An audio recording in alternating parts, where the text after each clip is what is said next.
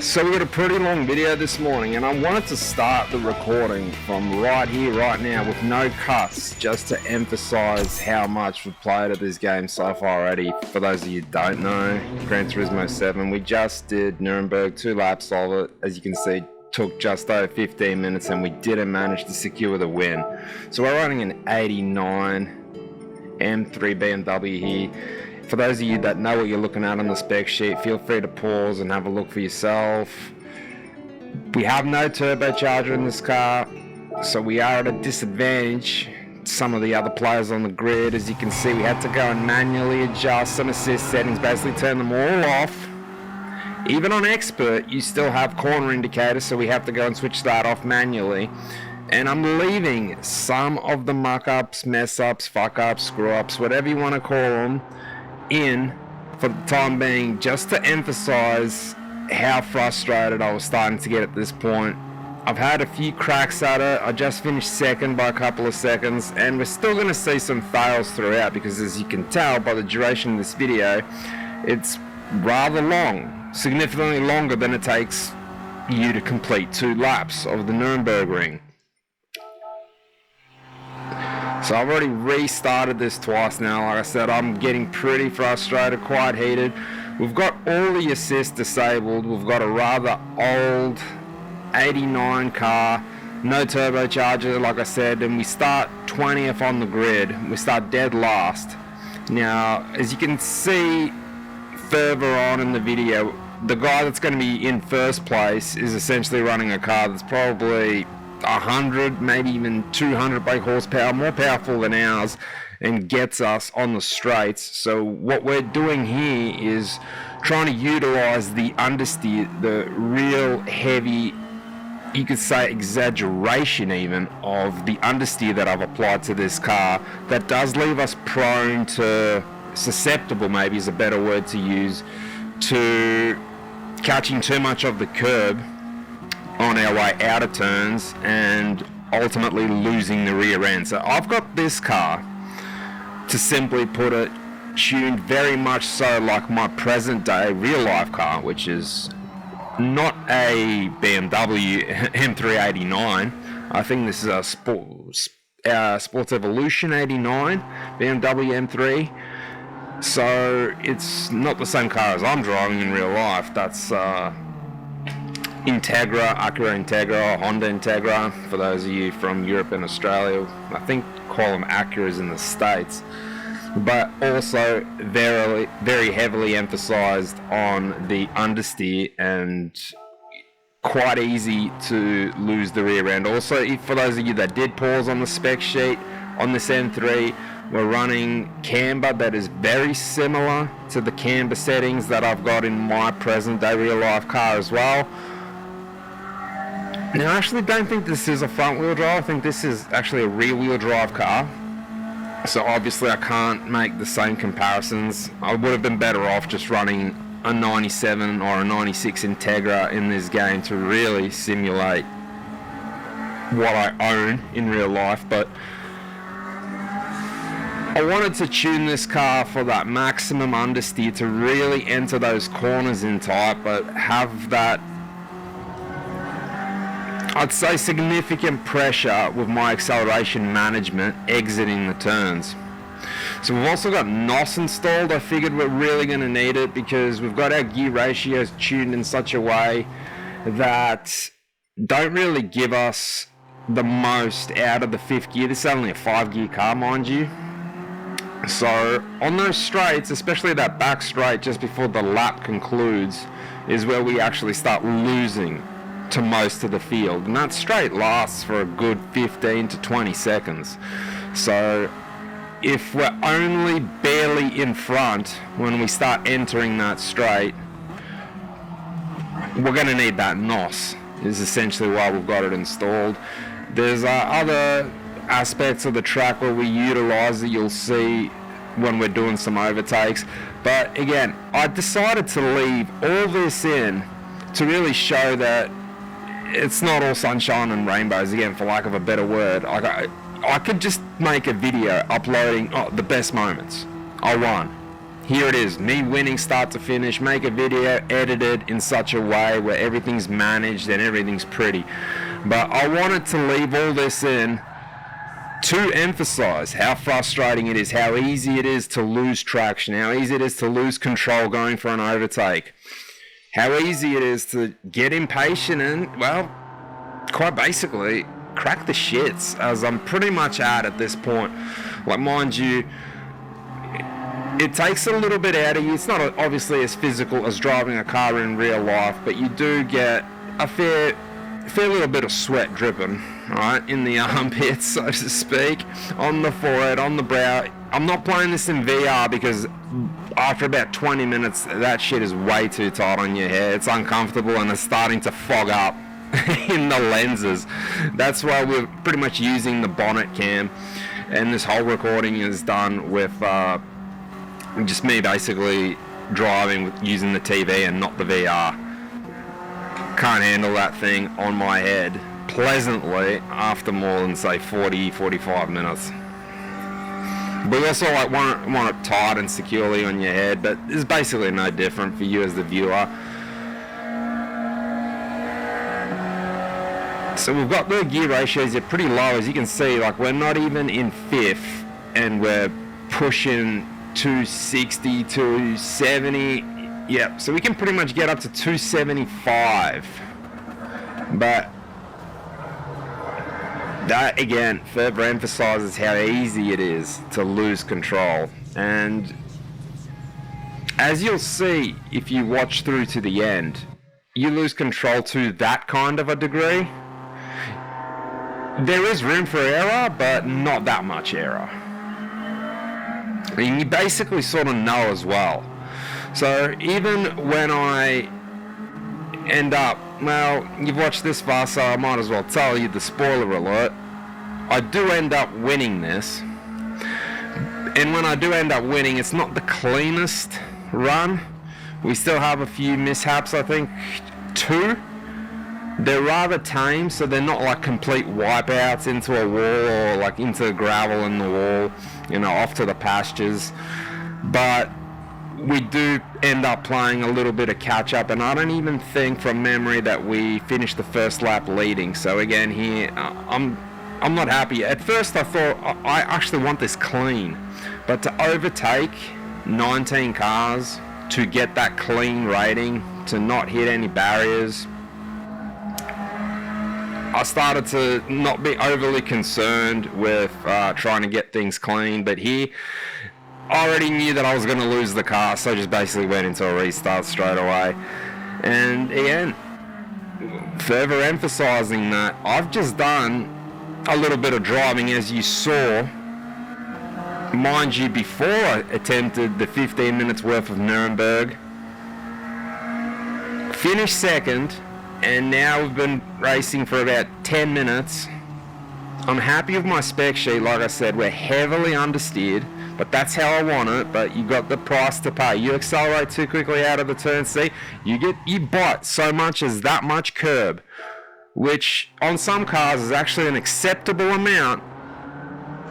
That's it. That's your race done, essentially. Because that much of a wipeout, you're probably not going to catch up to the front. And if you do, you can't afford to make another mistake for the entirety of the 15 minutes. That's pretty much how long it takes to run this race. 15 and a half odd minutes in this car. Now, we could have taken a more powerful car into this, mind you. I'm pretty sure the recommendation, right, so they always like recommend like, oh, well, this is what we think, like the sort of minimum performance points you need on your car to have a chance. So if you go below recommended, you've pretty much got next to no chance, and it's got to be completely clean. So here I think we're barely over that performance points recommended dosage.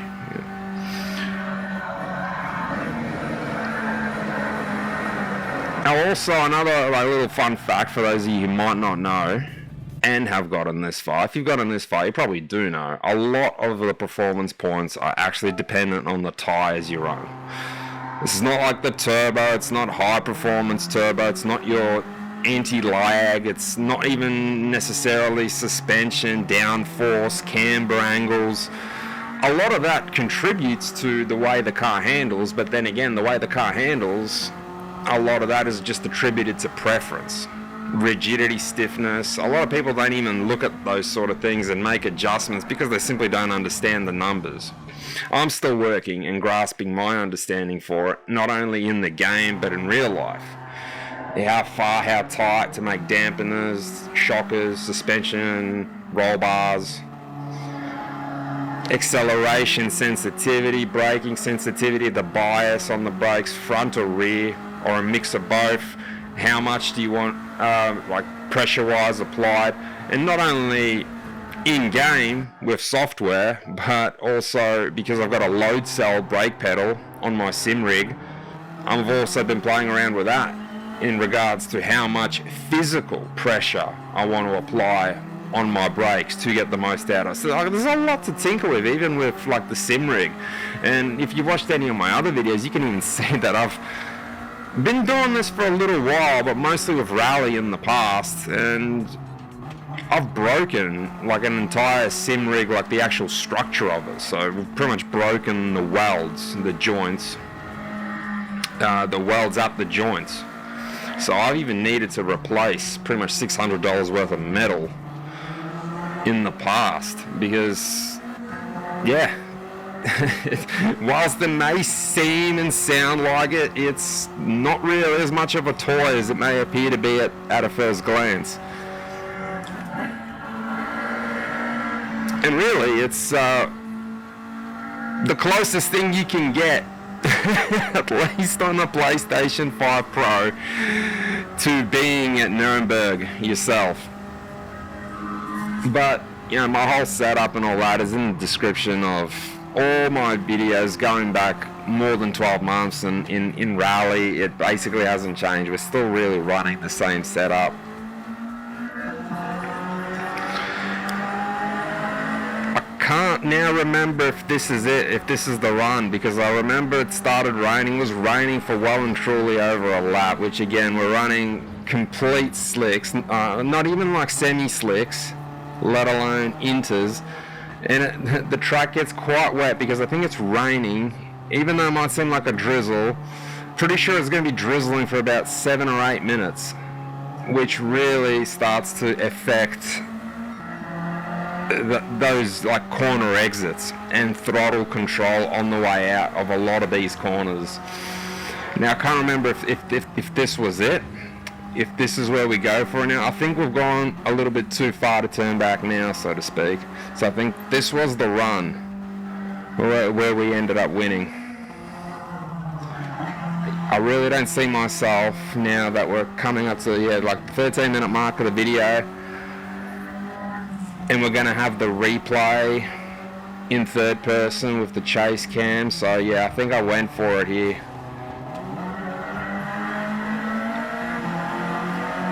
Now, for those of you that know, you know that even then, it was, not only was it completely dirty and an unclean overtake, but also in moments like that, you really do risk quite a significant amount to lose the rear end, because we were, not only were we off the track just then, rather dangerous too, but we had quite a bit of curb. So when you bite, yeah, so here I was switching cameras to really emphasize that there's quite a bit of drizzle on the track already. It's already quite wet, and that does make a pretty significant difference, especially in a very heavily understeered vehicle.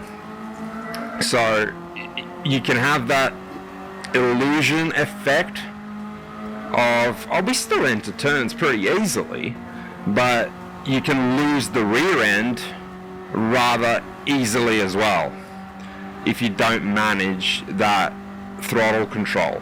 So when you see me bite the curb, know that you're basically a bee's dick away from just messing it all up. Even then, to go for that inside overtake, I think I might have been, I was definitely on the curb, I might have even had to bite off a couple of centimeters of grass, which again, completely reduces traction on the whole right hand side of the car, and at those speeds again, just applying the brakes, it's not like Need for Speed. So if you've watched this far in the video, you already know that it's essentially a simulator. It's the best simulator you can get. Unless you want to correct me, don't tell me it's Forza, alright? This is pretty much the best simulator as far as physics go that you can get on PlayStation. I'm not talking about the Master Race PCs.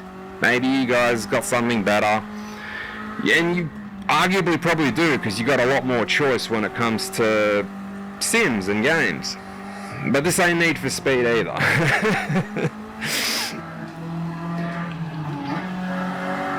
Yeah, so I'm pretty assertive that this is the run where we end up winning, but we aren't going to have the lead at the end of this first lap. Mind you, if you caught a glimpse, I'm not exactly level 50. Gran Turismo goes up to 50 levels, I think. Maybe even more now after the most recent updates. I'm only about level 35. So I've only sunk about 98 hours into this game. Primarily, I was a WRC Generations player, so not even EA WRC. Yeah, I'm not going to get into, you know, a phallus measuring contest of which sim's better. I think for me personally, I found KT Racing's and WRC Generation games better. Oh, not Generation, but like WRC Series games like 10, 9 and Generations. I found those games better than the Dirt games that were the Codemasters ones.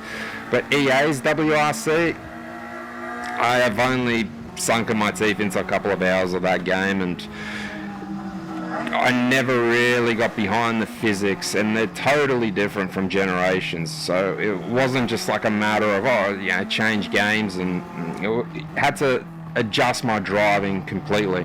So then that's where I had played Gran Turismo a little bit at that point. I basically skipped Gran Turismo after the second. I played a lot of Gran Turismo 2 as a kid growing up with a controller. But then I never played it again until maybe 4, for a little bit again on the controller, and then 5 and 6 and Gran Turismo Sport skipped entirely. Ended up getting 7. Started off with a pretty basic wheel setup. I think it was a Thrustmaster T300 TS, or was it TGT? Anyway, it was like a TS or something, 300. We upgraded to a GT2, that's what we currently got now. Anyway, as you can see, we got like no chance on the straights against the Gallo 12. If you caught the dude's name. It's actually in an Alfa Romeo. Is that a Gallo 12? Is that a Gallo 24? So I reckon if we used some spray there, we could have actually maybe overtaken him on the line. We could have maybe pipped him on the line. And here I just got a little bit too aggressive. I wanted more than I could take. So that was another fumble there. And also I didn't account for the fact that the track is rather wet. I wanted to use the word damp, but it's actually rather wet at this stage, which is also completely throwing me off from the 15-minute run I did before I finished second. Mind you, I think that was to Mr. Gallo 12 that we're pitting up against now. So changing views, I'm really asking for it with changing the camera views, because I got to adjust my thumb on the steering wheel. And if I misclick, and especially when I'm doing it on turns, I bung it up. This is the whole purpose of why I haven't added any cuts in the video, to emphasize how little it takes to screw this up. There's no way I could be doing commentary while driving this, especially with all the assists disabled, corner indicators, the race line. I don't know Nürburgring off by heart to be going this fast. I got no right to be going 300 Ks, pushing this 89 M3 Beamer to just about 300 Ks heavily understeered on a course, I think it's like the longest course in the world, where I do not remember it off by heart.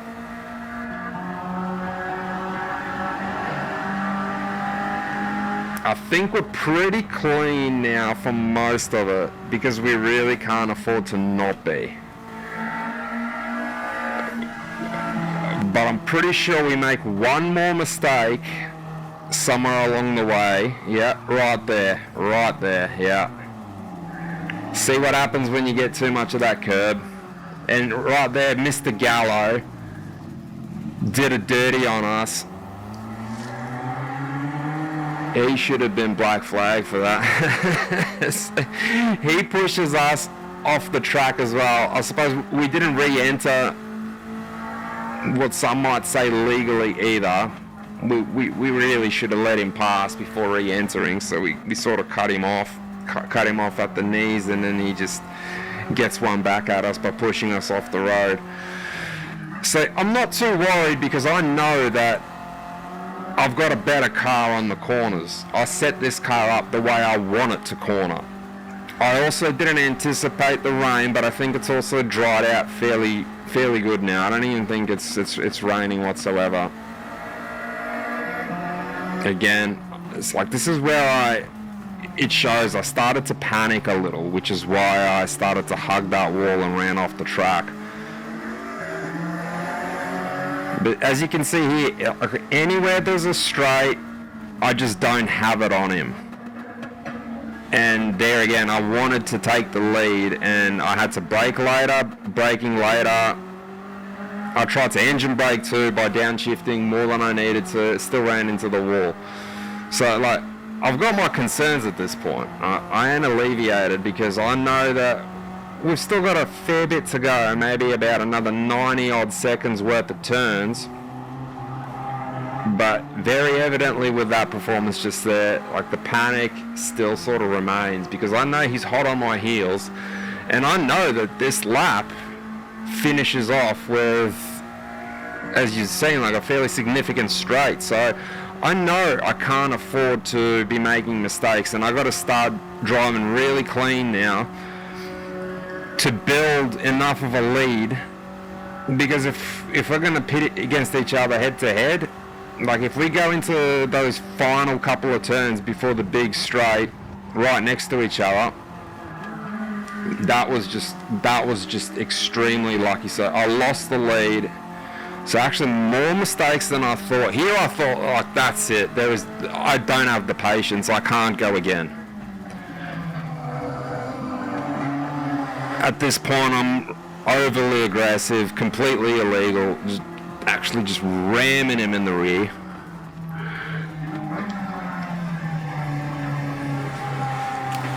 Super stressed on the carousel. I know it, especially being so understeered, that it won't take much for that rear end to go on the carousel.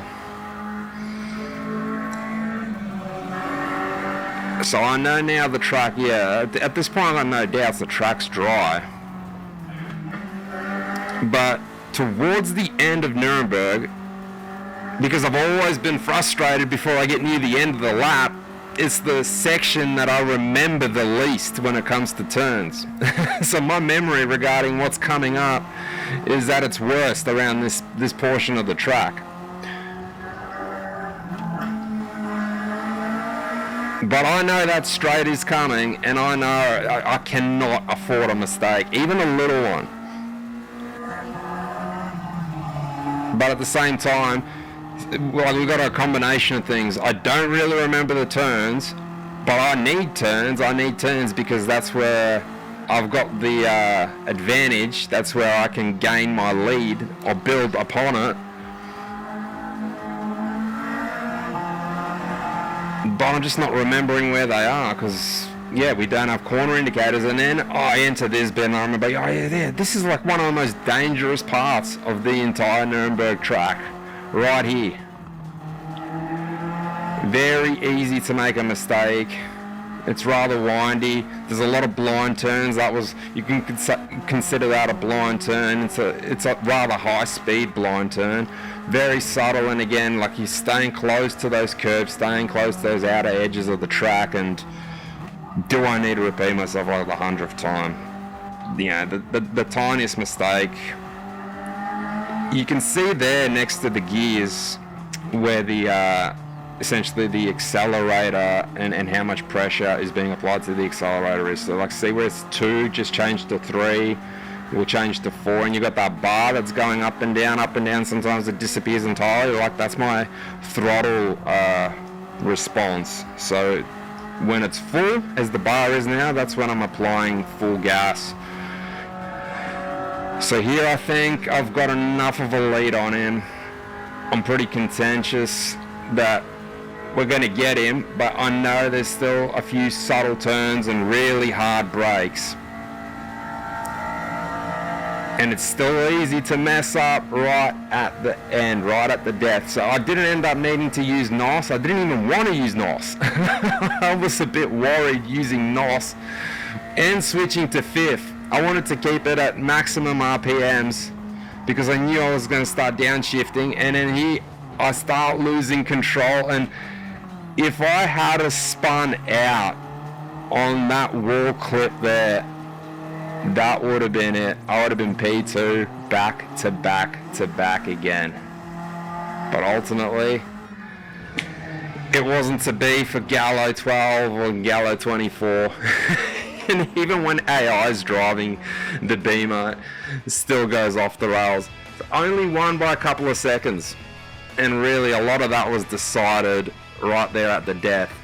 A millimetre here, a millimetre there, and we would have spun out and probably got second place yet again. So that's it for the commentary. I don't even think I was going to commentate this long. As far as like my other uploading, I'll probably do a video in the next 24 hours that's going to be non-gaming related. You watched this far, you're awesome. Enjoy the rest of your day, and I'm going to let this play out now without any commentary.